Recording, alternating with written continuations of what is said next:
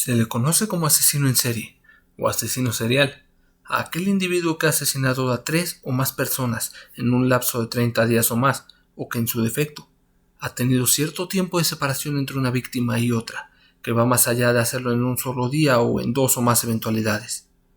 Hoy conoceremos el lado más oscuro de algunas personas y descubriremos lo enfermo y sádico que puede llegar a ser el ser humano. Hago esto como un tema meramente informativo, y porque me parece impresionante lo que hay detrás de la psique de cada individuo que saldrá en este abecedario de los asesinos en serie. Estas personas no son héroes, y hay que verlos únicamente como lo que fueron, asesinos despiadados, que no merecen el perdón de nadie. Hay distintas motivaciones entre cada asesino en serie, así como también diferentes modus operandi, diferentes armas, diferentes técnicas, y más aún, diferentes mentalidades. Es por eso que hoy les traigo, como ya mencioné, lo que llamaremos el abecedario de los asesinos en serie. En cada uno de los próximos videos de esta saga, les iré presentando de 1 a 3 asesinos en serie, cuyo primer nombre inicie con la letra en que vayamos del abecedario, empezando obviamente por la letra A, y llegando hasta la Z posteriormente. Bienvenidos a la senda del terror, donde el miedo, lo extraño y lo paranormal se apoderarán de tus sentidos. Mi nombre es Agramon, demonio del miedo. Seré su anfitrión y guía en este hermoso, espeluznante y asombroso mundo del terror. Iniciemos.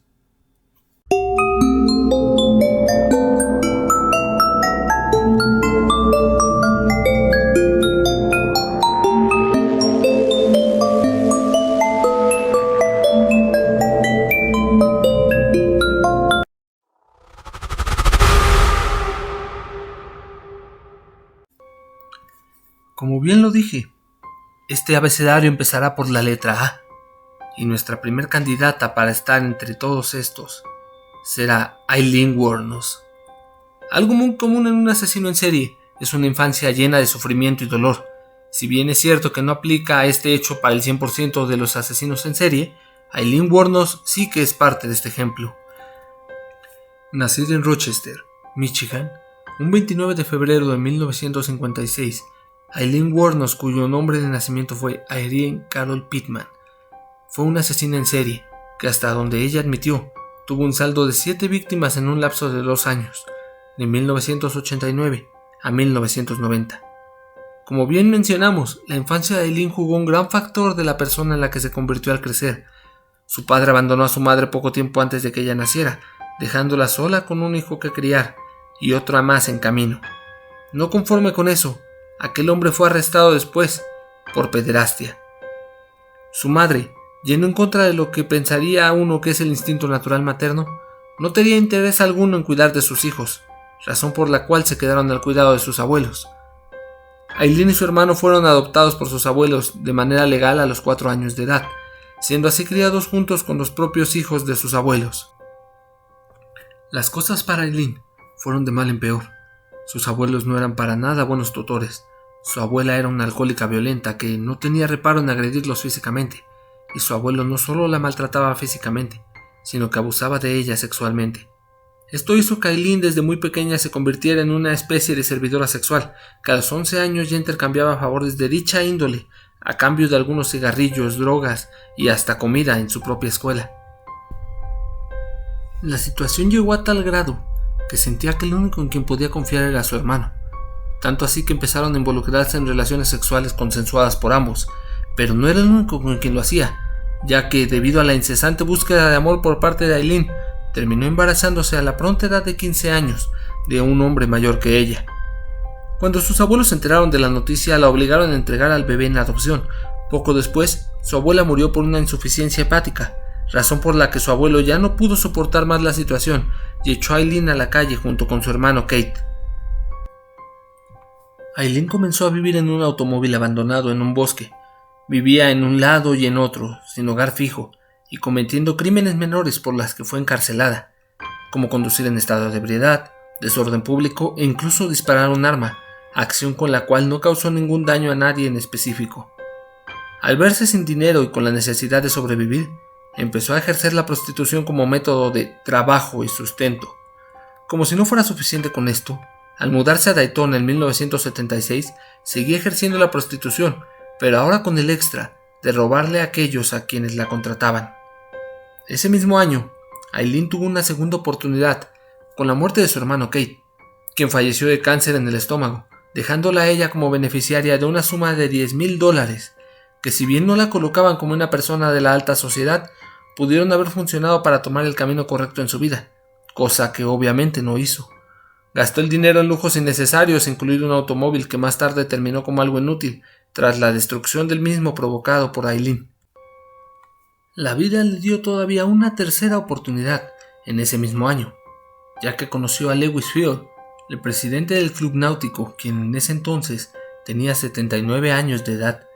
Se casaron y la boda fue noticia en el periódico local.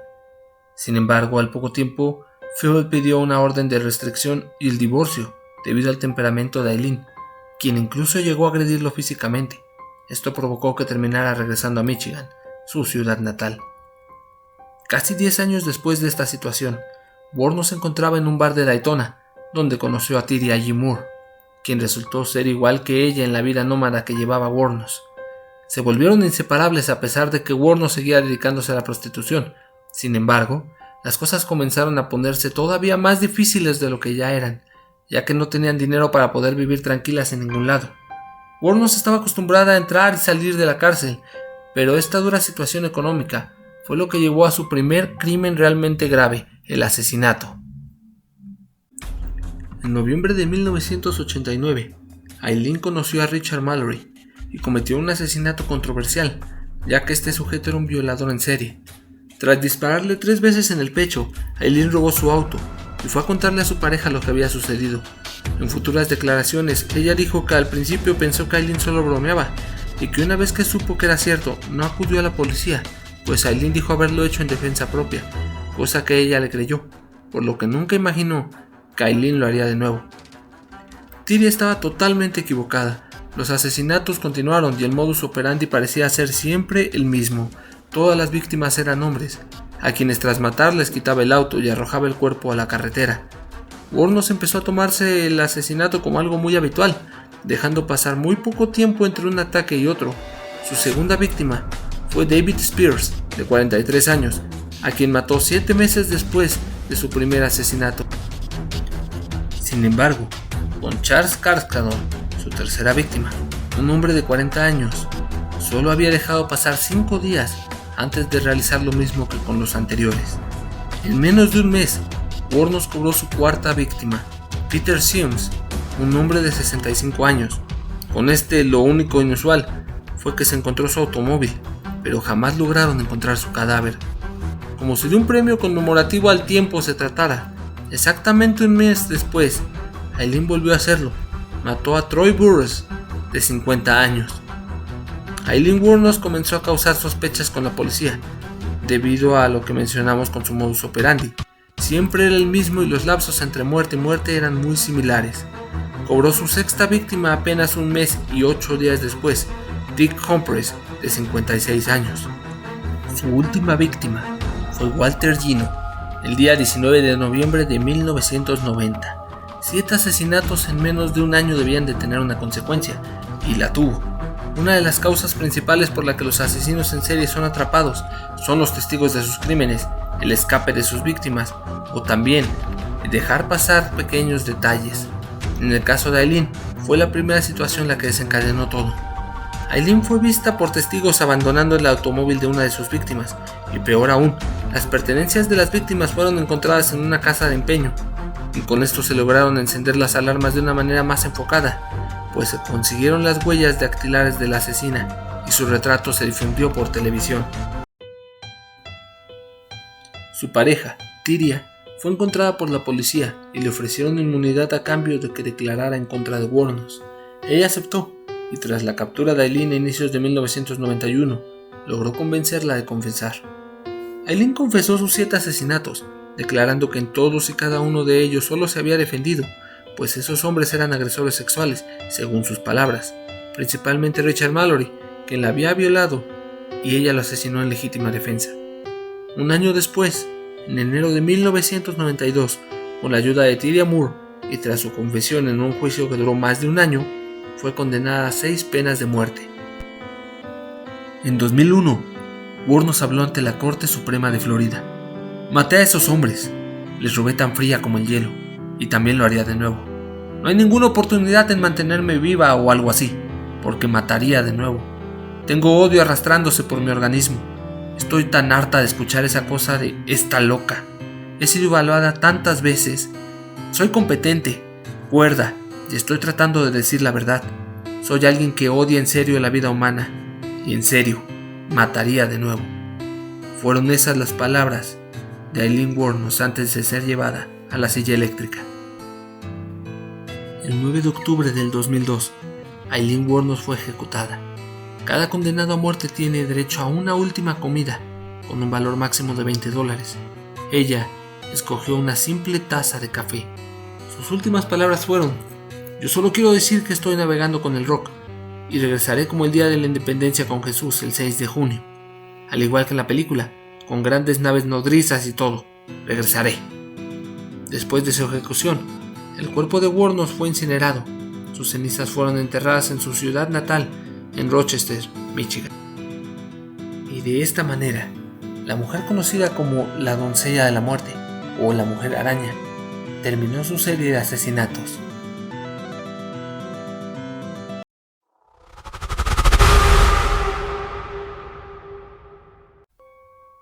A pesar de ser nuestro primer video de esta saga, entraremos en un mundo realmente oscuro, el de Albert Fish, el caníbal pederasta. Dos palabras que por sí solas demuestran lo mal que está esta persona. Unidas para describir a alguien, bueno, simplemente nos hace ver el nivel tan drástico de la enfermedad mental de este sujeto, quien después sería conocido como el vampiro de Brooklyn. El 19 de mayo de 1870 nació en Washington, D.C., una de las mayores abominaciones mentales que existen, Hamilton Howard Fish, quien tras la muerte de uno de sus hermanos decidió llamarse Albert Fish, no como un homenaje, sino como una escapatoria a su apodo Ham X, que en español significa huevos con jamón, el cual le pusieron en uno de los orfanatos donde pasó gran parte de su infancia. Si bien sabemos que su nombre original era Hamilton, decidimos tomar el nombre de Albert, es decir, la letra A, para meterlo en este abecedario, ya que así es como era conocido principalmente. Hamilton fue ingresado a un centro de acopio por su madre a la edad de 5 años. Esto debido a que su padre, quien era 43 años mayor que su madre, ya había fallecido y ella no podía sola con él y sus hermanos. Lamentablemente, Hamilton sufrió muchos abusos y maltratos en ese lugar. Quise decir la palabra lamentablemente entre comillas, ya que desde muy pequeño Hamilton Fish demostró un masoquismo impresionante en un niño. Él no escapaba, no huía, y no se escondía de sus castigos. Todo lo contrario, él amaba esos momentos. Sentía un enfermo placer con cada golpiza, lograba incluso alcanzar el orgasmo. Sus fetiches sexuales más allá de lo normal empezaron ahí. Cuando Hamilton tenía 9 años, su madre lo sacó del centro de acopio, pues consiguió un mejor empleo y ahora podía cuidar de él. Sin embargo, ya era tarde. Fish había descubierto su esencia. Todos esos maltratos lo habían marcado y lo afectaron enormemente. Con solo 12 años de edad, Fish comenzó a mantener relaciones homosexuales con un chico unos años mayor que él. Fish comenzó a mantener interés por otros fetiches y comenzó a practicarlos. Entre ellos se encontraba la orofagia y la coprofagia. Hamilton Fish venía de una larga ascendencia de personas con enfermedades mentales, incluso su madre, ya que solía escuchar voces, por lo que los expertos afirman que esta es la razón principal de todos sus males, mezclados con una dura infancia, la cual ya mencionamos en el centro de acopio. Fish era un gran admirador de la gente que se hacía llamar caníbal. Desde temprana edad, al igual que todo lo demás, se podía notar la fascinación causada por el deseo de comer carne humana. A los 15 años es cuando Hamilton Fish cambió su nombre por el que ahora es conocido, Albert Fish, y mantenía relaciones homosexuales con todos los chicos que convencía. A los 20 años comenzó a ejercer la prostitución con otros hombres, muchos de los cuales terminaba violando. Continuó con esta práctica durante años, incluso después de que su madre arreglara un matrimonio con una chica de 19 años para él, con quien más tarde tendría 6 hijos. En 1903 comenzó su vida en prisión por un delito de malversación de fondos. Sin embargo, su vida criminal comenzó desde mucho antes, ya que se dedicaba a pintar casas y a la decoración de interiores, hobby que utilizaba como excusa para conocer jóvenes, a quienes violaba, y después no se volvía a saber de él por la zona en donde estaba. Estuvo vagando a lo largo de 23 estados cometiendo este tipo de aberraciones contra lo que él afirmó fueron más de 100 menores, principalmente menores de 6 años. Conforme pasaba el tiempo, Albert Fish empeoraba. Su manía sexual iba en aumento y empezó a crear una fascinación por la castración y cada vez amaba más y más el dolor físico, al grado de autoinfligirse heridas con alfileres, clavos, espinas, tablas de madera. Comenzó a tener fantasías religiosas y un fanatismo extremo, en el que incluso aseguraba que él era Jesucristo y que el Todopoderoso le pedía realizar sacrificios humanos. Fue internado en un psiquiátrico en 3 ocasiones, tras las cuales lograba salir ya que los médicos consideraban que no estaba loco en realidad. Sin embargo, su esposa no pensaba lo mismo, ya que lo abandonó en 1917, tras lo cual su esquizofrenia empeoró aún más. A pesar de que en 1910 Albert Fish ya había agredido a un joven con discapacidad mental, en 1919 había acuchillado a un niño también con discapacidad mental y en 1924 realizó un intento de secuestro con una pequeña niña de 8 años, el cual terminó siendo frustrado por la madre que ahuyentó a Fish de la granja donde se encontraban. No fue sino hasta 1927 que logró secuestrar a un niño llamado Billy Gaffney, y mientras este jugaba con 2 de sus amigos en la puerta de su casa, Albert Fish lo tomó. El mayor de ellos de repente notó que Gaffney no estaba, y el más pequeño fue quien describió que el Coco, un anciano delgado con cabello gris y bigote, se lo había llevado. Esa descripción fue la que pasó a la historia como la primera del anciano asesino. Sin embargo, nunca lograron encontrar el cuerpo de Bill Gaffney. En 1928, Fish, haciéndose pasar como un reclutador de personal para un joven que buscaba empleo, entró a la casa de la familia Bott, donde le aseguró a Edward Bott que lo contrataría e iría por él más tarde. Fish regresó a la casa, contrató a Edward y aprovechó para convencer a los padres del chico que le permitieran llevar a la hermana de Bott, a una pequeña de 10 años llamada Grace, a una fiesta infantil. Los padres, engañados por la apariencia amigable de un anciano de 58 años como lo era Fish, le dieron el permiso, pero la pequeña Grace jamás regresó a casa, y peor aún, la policía terminó arrestando a Charles Edward, un hombre que tenía un gran parecido con Albert Fish, a quien no liberaron sino hasta 108 días después. Llegados a este punto, queda claro lo enfermo que estaba Albert. Sin embargo, esto es solo una pequeña muestra de ello, ya que lo peor aún estaba por venir, ya que Albert Fish, 6 años después, le escribió una carta a los padres de la niña, a quien había secuestrado, y en ella les contó la manera en que él mismo había comenzado su fascinación por la carne humana, y tras escribir esto, les describió la manera en que había acabado con la vida de su hija y cómo la había devorado.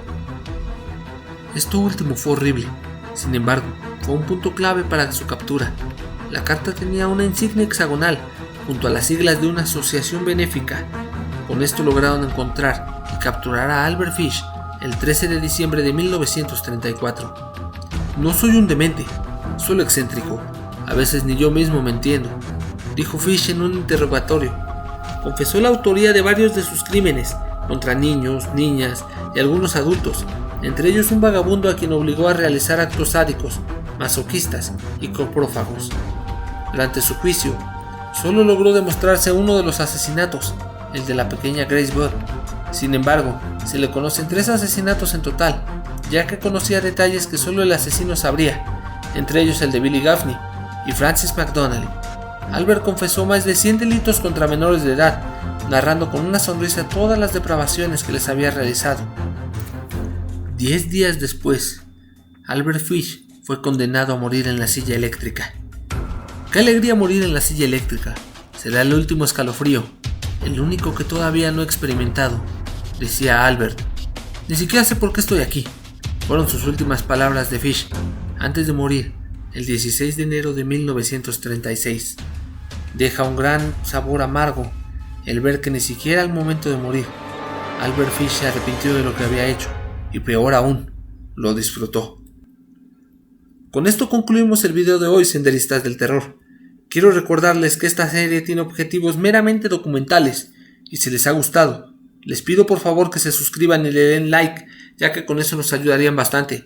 No olviden unirse a nuestro grupo de Facebook. Y también, si tienen alguna historia, alguna idea o algo más que quieran compartir con nosotros, pueden mandarnos un correo que está en la descripción del canal.